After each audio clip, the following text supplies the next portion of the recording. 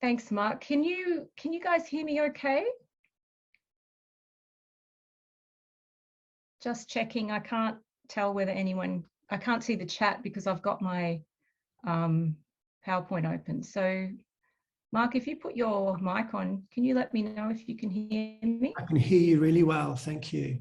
Beautiful. Okay, thanks. Great. I will start. I'll just say greetings from, I'm in beautiful Bundjalung country at the moment. And I wanted to start just with a little anecdote, actually. So a friend sent me a link to a podcast. So this is someone who's something of a COVID skeptic. And this podcast was all about refusing the COVID narrative. And it involved an interview on this podcast with a Belgian psychologist who put forward his own narrative, of course. And that was that those of us who believe in the COVID narrative have been hypnotized into a state of complying with government restrictions and mandates because we are all deeply unfulfilled people who hate our jobs and already harbour high levels of anxiety. So he argued that the COVID narrative, which is a very ambiguous term, gives our highly anxious selves a sense of being part of a collective, which has also resulted in us allowing all our freedoms to be taken away and submitting to totalitarian rule. We are hypnotised, he said. Academics, importantly, are particularly susceptible to such hypnotism in their belief or embracing of the COVID narrative. So I wanted to start with that, and in my deeply hypnotised, zombified state, I'll continue. So the main thrust of what I'm going to be talking about today is about news audiences and how they've been imagined in national Australian news reports. So I'll share with you the results of my research with my colleague from the University of Canberra, Kate Holland. Hi, Kate, I see you in there. And I'll also consider our findings in the context of the looming antimicrobial resistance crisis. So firstly, our shared pandemic naivety subsided in the second year of COVID. Arguably, we're less naive.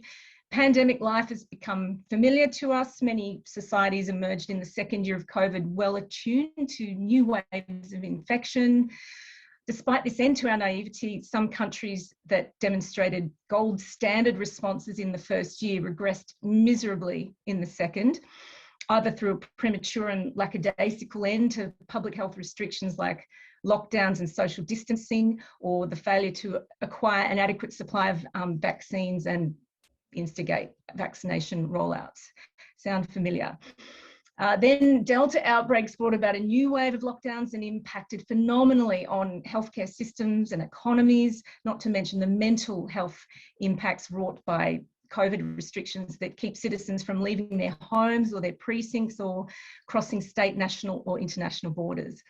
The consistent visual reminders that we get to avoid the dire consequences of acquiring or spreading the virus, to wear masks, to hand sanitize or to physically distance. These prolific reminders draw on framings, they draw on narratives and rhetoric that appeal to our individual or collectivist worldviews, depending on the sociocultural and political context in which they proliferate. Lockdowns, overworked essential workers and unemployment have taken their toll on citizens too, as pandemic fatigue sets in. So the COVID infodemic has also promulgated our uncertainties and our anxieties, and bitter and vitriolic, actually, very vitriolic, we've all witnessed that. Social divisions have arisen through polarizations over mask wearing, lockdowns and quarantine, contact tracing, medical treatments, and particularly in 2021, COVID vaccines and vaccination. So not only is COVID the most profoundly mediatised health event ever witnessed in human history, it's also an incredibly breathtakingly narrativised event. Narratives and the stories that evoke them are intrinsic to our very beings. They engage our brains and emotions in such an extraordinarily powerful way, and we draw on these to attempt to make some sense of order from the chaos of life and all its complexities. So what happens when mediatised, this high level of mediatisation, what happens when mediatised and biomedicalised worlds come together in the media landscape? So the result is what scholars Charles Briggs, an anthropologist, and Daniel Hallen, a media scholar. It's what they've called biomediatisation. Now, I won't labour on this term, but this concept of biomediatisation offers insights into how health news gets co-produced by a range of social actors, so journalists, governments, their PR departments, health professional bodies, medical and public health experts, patients or consumers of health services, for example. So journalists have to navigate, make sense of all these competing perspectives, which is particularly challenging during a pandemic. So Briggs and Hallen identify three predominant models of biocommunicability that are at work in health news, and they refer to these as biomedical authority, patient consumer, and public sphere models. So my colleague Kate and I explored the prevalence of these models in a study of, so it was a mapping study of Australian news reporting on COVID last year. So the first model was the biomedical authority model. This model positions doctors and medical experts as the authoritative voice that projects or shares knowledge with passive patient publics. So journalists reproduce stories that share with us this expert knowledge via the crucial authoritative source they're using in the story. Lots of scientific discovery stories, for example, use this biomedical authority model. So this is a model that many people often assume dominates health reports. It's also one we assumed might occur with some more frequency in our study as we were grappling to understand the nature of this new coronavirus. The second model, the trolley gives it away, the patient consumer, this continues to privilege biomedical voices of expertise, but then it becomes one of multiple options. So audiences for this model are imagined as consumers in a neoliberal healthcare system with a multitude of options in this medical marketplace. So for example, a world where lots of vaccines are available and we function as consumers, exercising our choice and shopping for the best vaccine for us. And the third, the public sphere model, this considers audiences as politically engaged citizens who might be interested in the broader political implications of the story. So in these stories, health issues are political and journalists address them as such. So just to give you, there's just some details about the study. So it was between 29th of Feb to 31st of August, so a 6-month period. And we searched articles in the Australian and ABC News Online over this period. So let's talk about sources. Frequent sources used by journalists for these stories drew on the voices of state and federal governments as well as citizens, but other actors also featured frequently, including academics, police, chief health officers, NGOs, peak business bodies, media and health workers. So we saw this public sphere model in reports about how citizens were responding, whether they were whether they were resisting or complying with public health measures, and stories projecting this model offer information about the government actions being taken, controversies related to public health response, cases and deaths in Australia and overseas. But, and this is significant, these stories didn't appeal directly to audiences as citizens whose own actions have an important bearing on health outcomes. So that's leading into the next point. This just gives you an impression of the dominance of the public sphere model in the blue here, with the public health citizen emerging, which I'm about to talk about. And then of course, biomedical authority, patient consumer are far less frequent. Monique, So, can I just interject there? Sure. Are you showing a PowerPoint at this point? Oh, can you not see my PowerPoint? No. Do you want to share it? Can you share it? I do. That's, wow. I should have checked that early on. I've had some pretty slides too to share. Okay. Oh. It's all right. Oh. Don't we love Zoom? Look, you know, and I got it right earlier too, which was interesting.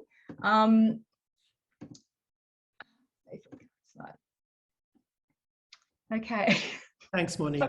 Apologies, everyone. Thanks for interjecting there, Mark. Okay, so the public health citizen. So on this last point, we found this newly emergent model And we called it the public health citizen model. So it was the second most common model that we found.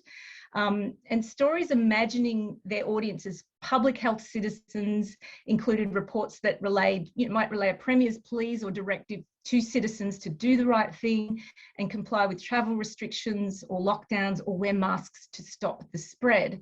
So reports using this new model significantly surpassed stories that address the audience as a passive patient to biomedical authority, which is only 8% of all reports, or as patient consumers, which is 5% of all reports. So, which you would have seen in the model if I'd been sharing the document with you. So in our study, we didn't observe a biomedicalised response. So this was interesting. We did not see this biomedicalised response to COVID-19, nor the influence of biomedicalisation on news discourse about it. So this can in part be understood in relation to wide-ranging impacts of the pandemic and the lack of biomedical solutions. So remember here that vaccines were still being developed, for example. And the news reports we analysed reflect the prominence and prioritisation of a public health worldview instead, or a paradigm where audiences as citizen spectators in the public sphere have a stake in government-mandated restrictions that encroach on their living, on their mobility and work circumstances, as well as access to and availability of services and ultimately their freedoms. So for Australian audiences, this response invoked rhetorics of prevention and of compliance with health directives, which is also apparent in stories that imply a public health citizen audience. Importantly, this also summons a spirit of collectivity, of stoicism and solidarity, of the need to not just protect ourselves and our families, but our communities, our states and our country. So this is quite starkly contrasted with a more biomedicalised perspective with its attention to the individual body rather than the social collective. So ultimately, my colleague Kate Holland and I were interested to find that COVID has promulgated this largely politicised public sphere mode of reporting that seeks to inform and include citizens in the larger debates about the impact of robust or weak public health systems and infrastructures and the phenomenal impact of the pandemic on our individual and community social and economic circumstances. An important final consideration is whether the pandemic might perhaps facilitate a greater consciousness of the public health citizen in the future as an imagined news audience that gets evoked or stirred by those who produce and co-produce news. So this newly emerged public health citizen exists as a biopolitical subject in the context of the social collective. Our research offers some insights into how news audiences are imagined and implied in that news construction process. And it also acknowledging that news is indeed co-produced by a range of social actors.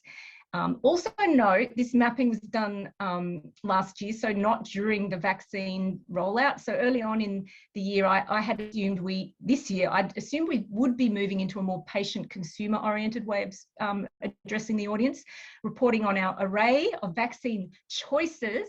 And I'm confident there will have been some sort of increase to this in 2021, but I suspect that public sphere and public health citizen models continue to proliferate, especially given the highly politicised reporting of vaccine rollouts, of reactions to vaccine mandates and government and public health messaging about being good public health citizens and rolling up our sleeves to get vaccinated. So the prioritisation of a public health worldview that crept into news reporting reminds me of a question Mark Davis posed at Croaky Media's Twitter Fest on communicating COVID in July. And he said, we have narrative ethics and narrative medicine. Can we have narrative public health? Can narrative public health bring to pandemic life means for reflection and collectivization that are vital for existence? So this takes us back to the work of Lakoff and tapping into people's own framings of reality and their particular worldviews. So you can't persuade people unless you use a frame that makes sense to them. How do you sell the idea of collectivism to highly individualist cultures in particular? What narratives could be strategically applied here? And how do you identify those that will in fact be most effective?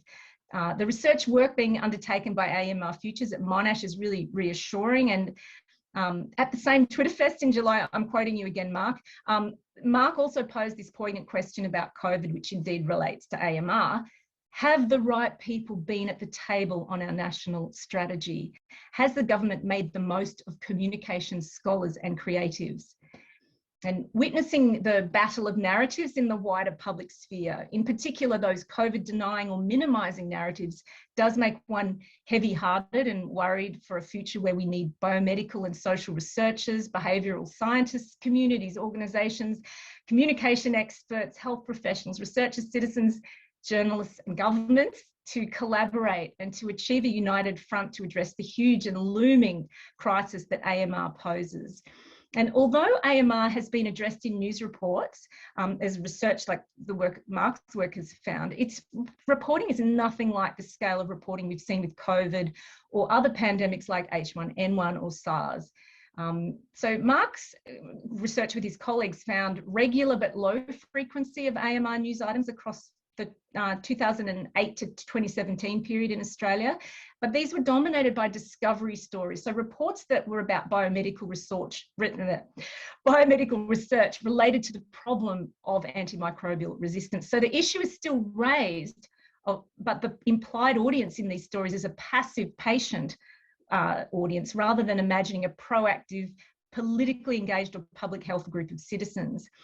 So this lack of visibility in the public sphere clearly has to be addressed in terms of keeping some sort of continuance in news reporting. It means governments, groups like One Health, AMR Futures and advocacy groups will need to work together with journalists and news organisations to develop and share meaningful and memorable narratives that are going to resonate with audience and importantly, which offer practical, manageable ways to help address the problem of antimicrobial resistance. And it requires investment, so not just arriving at communicative solutions and strategies, but actually putting money into their implementation. So it's projected that AMR will result in 10 million deaths a year by 2050 with massive damage to the economy. This needs to happen before there's a catastrophically high body count that jerks us awake.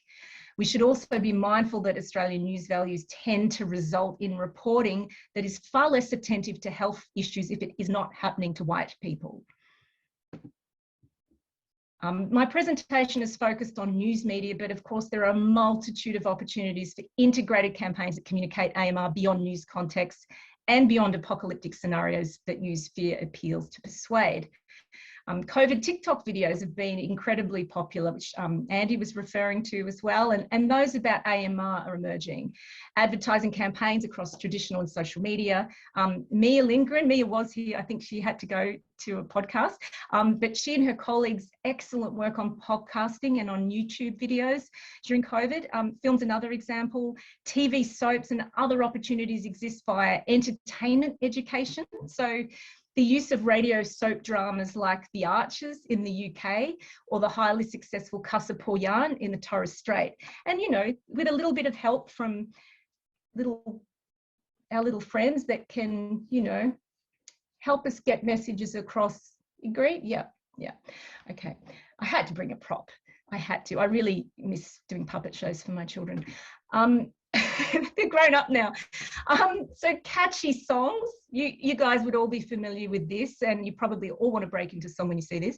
Apps and games, like we've seen with this Dumb Ways to Die campaign for Melbourne Metro, should also be considered in integrated communication campaigns.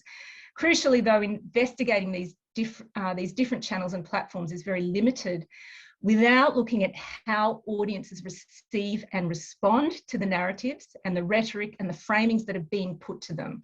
So audience reception research is critical. We can learn much from culture-centred communication approaches, which are addressed extensively by the excellent scholarly work of Mohan Dutta, and which we can see in action via the Aboriginal Community-Controlled Health Organisation campaigns and initiatives. And we should be looking to the leaders of these campaigns for guidance on communication approaches that are participatory and culture-centred. I'm optimistic about the breadth of creative possibilities for helping to convey health messages and news about AMR, and I have faith that a greater recognition and valuing of public health perspectives can continue to be evoked in news media representations with collaboration and consistent, cohesive and compassionate messaging. A collectivist worldview has been evoked by the pandemic we've found ourselves in via the public health responses to protect citizens and via news media representations that seem to position audiences as part of such a collective. And in terms of implementation, I have less confidence that our political leaders value the role needing to be played by next generation communicators and journalists, given the massive 113% fee hike imposed on humanities subjects that include communication and journalism courses. So in the midst, I might add, in the midst of a global health crisis. And that was because this work is not deemed, or these professions, these skills are not deemed job relevant. So thank you.